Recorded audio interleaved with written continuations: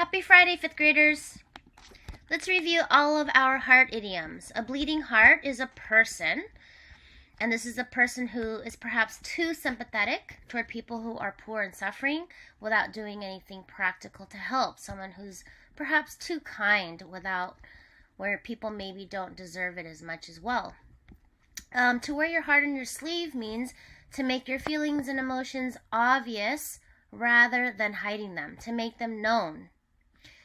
If your heart's in the right place, then you have good intentions. To eat your heart out means to feel great sadness, to be very jealous. If you say, eat your heart out, followed by the name of a famous person or a person, you are joking that you are even better than that person. So it could be a name of a famous person too, like I didn't share that example yesterday. So for example, if you think that you're a better singer than Ariana Grande, you'd say, eat your heart out, Ariana Grande, I'm better than you.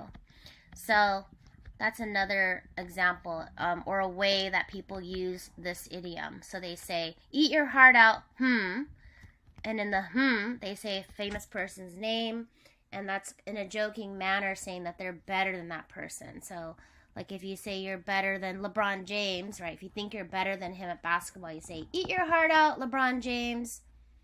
Okay, so it's kind of in a joking manner, and it's kind of funny too when you say it. So today's heart idiom is in a heartbeat. In a heartbeat.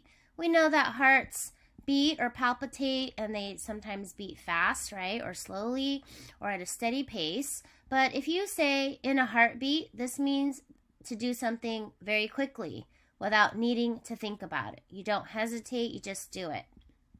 Stargirl grabbed Leo's hand in a heartbeat and took him to the enchanted place. Another example, if you need my help, I'll be there in a heartbeat. Another example, if I need anything, my parents are there in a heartbeat. I would do anything for my niece. I'd be there in a heartbeat. This week we worked on the suffix ward, which means direction. So we learned forward, towards a place or position that is in front of you, or towards greater progress, improvement, or development. Toward, used to say that someone or something moves, looks, faces, etc. in the direction of someone or something. Backward, looking or facing in the direction that is behind you. Westward, toward the west. And yesterday I also explained that we can use that for any direction. So you could, if you're facing toward the east, you'd be eastward. You could be northward, southward. Today we have downward, downward. From the enchanted place, Stargirl and Leo could look downward and see their town of Micah. What does downward mean? Moving or pointing towards a lower position, or moving to a lower level. So they can see downward. They're a little bit above, and they can see down to the city. We also use this word downward to talk about the way that things are going. For example, trends. For example, currently there are lots of businesses that are having trouble hiring people, especially in jobs like a fast food job, where people are still thinking maybe it's risky or whatnot. So let's say there are a lot of businesses that are on a downward trend in terms of being able to find people to do work. Okay, so there's a lot about that on the news, and so a lot of businesses are finding ways to hire people by raising their hourly rate, for example, offering more incentives.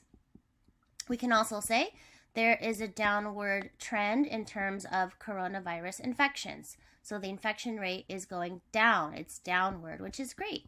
That's what we want. So we have worked on Latin root vid, which means see, look at, observe. Observe. If something's visible, it's something that can be seen. It's an effect that is visible. An effect that is visible is great enough to be noticed. Vision, the ability to see, the area you can see, the idea of what you think something should look like or be like.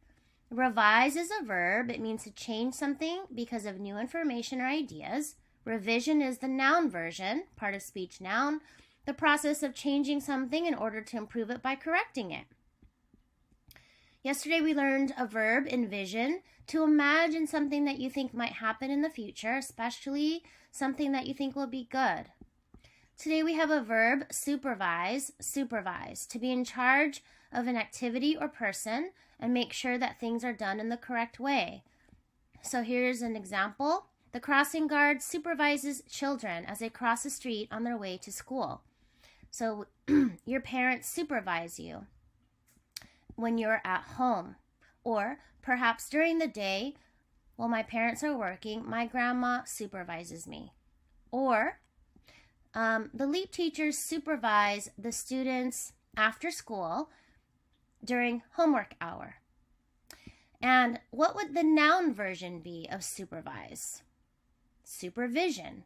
So as you know, we have supervision aides who help monitor the students on the yard and as they're coming in to school. Or we have supervision aides who help monitor the bathrooms. So that's the noun version.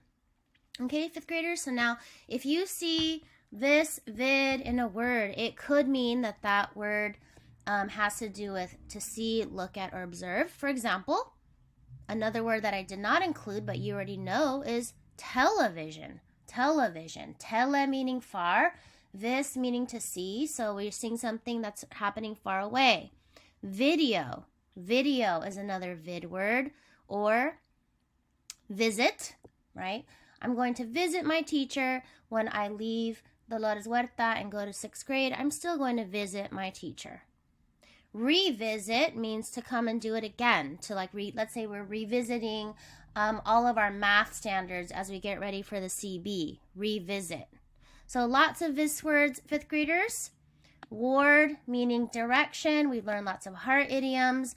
And as a reminder, our metaphors that we've been studying help us compare things that are really different but have one thing that they share. And it doesn't have like or as. And authors use metaphors to make their writing more interesting and descriptive. So our dad is a bear in the morning, meaning the dad's grumpy. Or maybe he's sleepy. So great job, 5th graders. Awesome job this week. We are proud of you and hope you have a really great weekend.